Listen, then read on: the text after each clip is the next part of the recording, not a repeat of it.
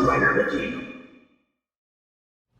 Hey YouTube, Dawson Rider here. Welcome to my review for the Power Rangers Beast Morphers Christmas Special. As I said in the Halloween special, like immediately after I did that last Beef Morphers video, I was like, what's a Beef Morpher? After I did that last video, the Christmas and Halloween specials are apparently available, so if you want to watch those online somewhere, they're there, and they're a thing. Let's talk about the Christmas one. So, I think I liked the Christmas special a little bit more than the Halloween one because it was focusing on the Beast Bots, which is why I wore this shirt. Because we start off the episode, and to be fair, they made this right. But it's like, wow, way to celebrate the holidays, guys, by immediately treating the Beast Bots like trash. They're like, oh, let's all spend the holiday together. Like, yeah, we had other plans, and they're like, I guess that's okay. Like, you know, I understand you just spend time with your families. I'm sitting here like, like it's an ASPCA commercial, but with Beast Bots. Like, how dare you like, Merry Christmas to the Beast Bots, right? But then it's pretty immediately apparent that the Rangers are cooking up something where they're coming up with a face excuse. A face excuse. That's when you lie with your face. Fake excuse, and they talk about like the Zord plumber. It was actually kind of amusing. So there's obviously something going on. So I liked that stuff. I didn't like the Beast Bots being amused, but I thought it was a sweet sentiment that came back around at the end when they're like, we're actually going to celebrate it with you guys. And we're going to go to the North Pole. And they brought back Fresno Bob Santa, who's been Santa for the last couple seasons, which is a kind of a nice bit of Santa continuity, if that's a thing.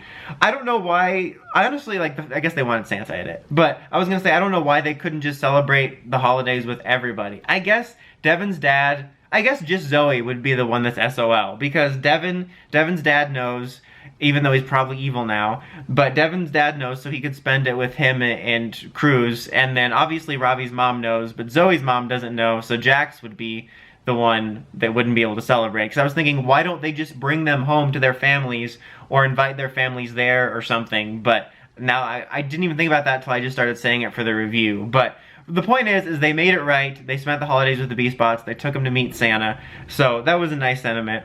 So I liked that. And I liked the focus on the Beast Bots, because that's one of my complaints about the season, is that I feel the Beast Bots were very underutilized.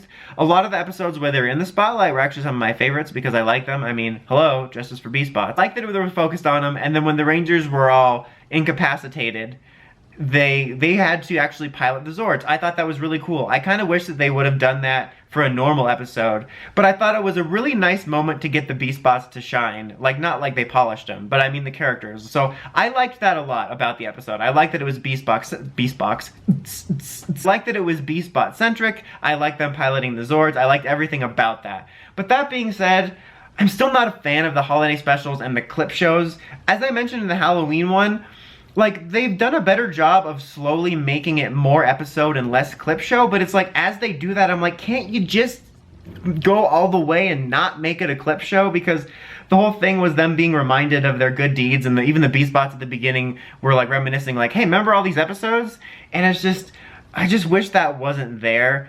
And so, I'm still not a fan of the forced Christmas and Halloween special clip shows. And also, the plot was, because this one, unlike the Halloween one, which could take place, I guess, at any time, this does take place post-finale, like the latest Christmas specials have, which is a very interesting beat, which is an interesting effect of these type of practices we've had these last few years. And so Scrozzle's still around, because we saw him escape in the finale, and so he's the central villain of this, and he gets revenge, and apparently gets exploded.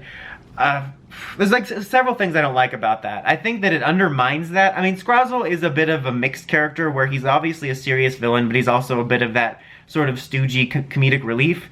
But still, I feel that after the finale, it left a lot up in the air in terms, not a lot, but it left stuff up in the air to look forward to for season 2. And Scrozzle escaping was one of those. You wonder, like, where did he go? Is he going to be working on his own? Is he going to lead us to the next villain? But then it's like, oh no, he's going to come back and ruin Christmas. Like, so it kind of takes the wind out of that for me, and that kind of bothers me a little bit, that it took the wind out of one of the cliffhangers for the finale for, like, oh, Scrozzle survived and he's gonna ruin Christmas.